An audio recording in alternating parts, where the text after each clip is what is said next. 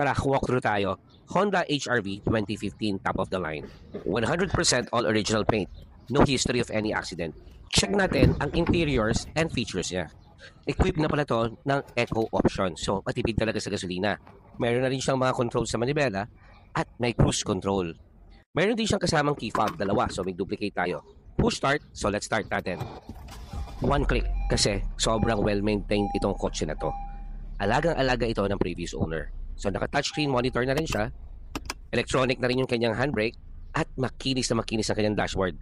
Ang haba ng louver ng kanyang aircon. Climate control na rin pala ito. Napakalamig ng aircon niya. Meron na rin itong paddle shifters at Tiptronic ang kanyang transmission. So, pagdating sa interiors, 100% pa rin ang condition ito. From the sidings to the seats to the ceiling, talagang 100%. Check natin ang compartment. Ang compartment ito very spacious. So, ideal to for family use talaga. Pagdating sa engine, pinong-pino ang kanyang makina. 4-wheel disc brake siya at lahat ng gulong makapal pa. So, that's it. Ito yung unit na pwede mong i-long drive anytime. 2015 Honda HR-V top of the line.